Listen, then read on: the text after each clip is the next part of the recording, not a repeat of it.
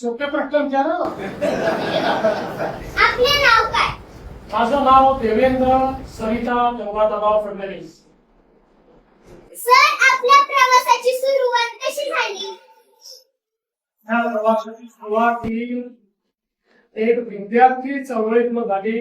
ते माझी विद्यार्थी परिषदेमध्ये विद्यार्थ्यांच्या प्रश्न सोडत मी इकडे आलो. आपल्या सामाजिक कामात कोणती मोठी आव्हाने आली आणि त्यातून आपण कसे मार्ग काढले?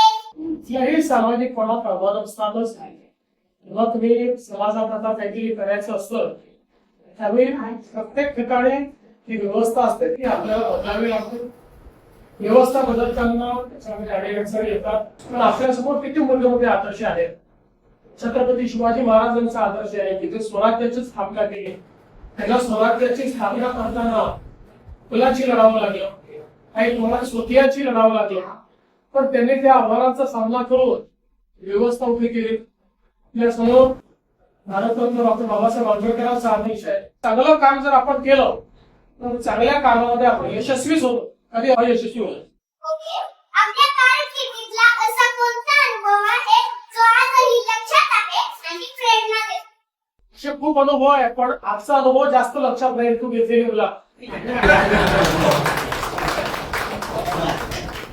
आजच्या डिजिटल युगात आपण शिक्षण क्षेत्रात कोणते बदल करू इच्छिता? मला असं वाटतं की डिजिटल शिक्षण खूप महत्वाचं आहे.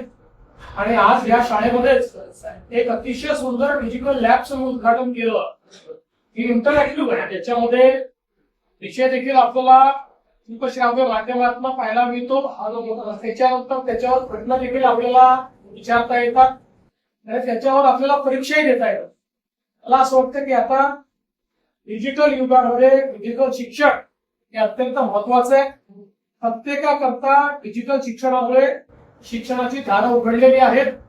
जगातली कुठली गोष्ट ही आता आपल्याला शिकता येते. त्यामुळे मला असं वाटतं की आपल्या शाळेतल्या आता जे डिजिटल लॅब आहे तुमच्यापैकी प्रत्येकाने त्या डिजिटल लॅब मध्ये जाऊन डिजिटल शिक्षण घ्यायचं. थँक्यू सर, तुमचा मौल्यवान वेळ दिल्याबद्दल खूप खूप थँक्यू. धन्यवाद. थँक्यू. तुझा पण मौल्यवान वेळ दिल्यानंतर तिथे आला.